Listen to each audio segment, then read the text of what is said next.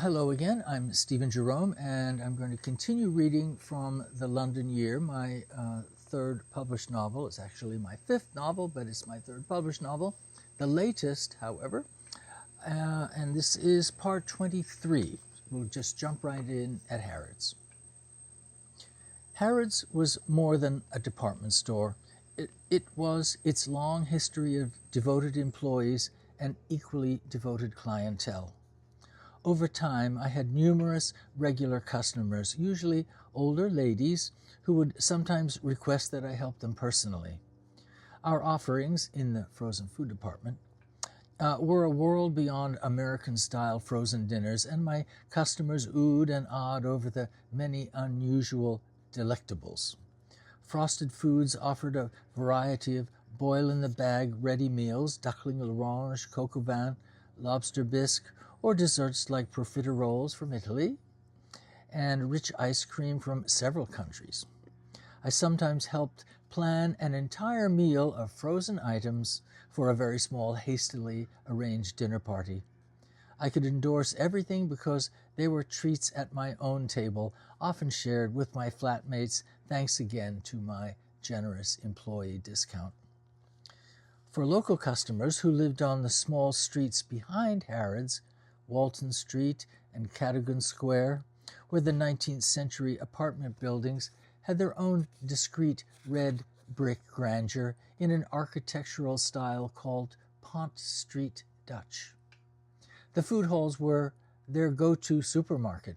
Strange to think of just popping into Harrods for a pint of milk, but for some it was just that way. Many had titles, which I would see when I stamped their credit cards with a hand press onto carbon copy paper. Those were the days. Others came up from the country as a bi-weekly routine. Occasionally I would help them out with their many bags of groceries, putting them in the boot of a beautiful Rolls-Royce. From these sorts I would hear about their new deep freeze. And at first I didn't know what they were talking about. Americans had had freezers for years, either built into a regular fridge or the top opening kind kept in the garage for large storage. But apparently big home freezers were a whole new concept, like color TVs. Oh my God. Was it true that England was still catching up after the war? For my older customers, I suppose some of them were. Many had been shopping at Harrods all their lives, literally from the cradle to the grave, as Harrods once advertised. The store was the personification of England herself. A museum of cultural history, fortress of the upper class. In the old days, a working-class person would simply never enter Harrods unless they were employees. In not-so-distant times, the entire store would remain open after business hours, so a royal could do their Christmas shopping, as Queen Elizabeth and the Queen Mother did before and after the war in exclusive privacy. But times were changing. I saw Princess Anne on several occasions browsing casually in the perfumery. The Duchess of Kent, wife of Prince Edward, made an announced visit and caused momentary excitement when she and her retinue breezed by without stopping to browse the frozen food. Mr. Taylor took personal umbrage, that's the buyer of the department. Royalty of a different stripe was also not uncommon. I hadn't been in Harrods for a week, still finding my way around 4 sprawling floors and the rest, when I saw Rod Stewart shopping for color TVs.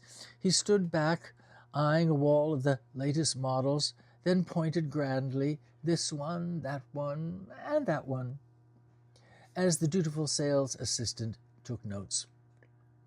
My co-worker, Mr. Carter, told me one day that had I taken one step back, I would have trod on the toes of Jackie Onassis.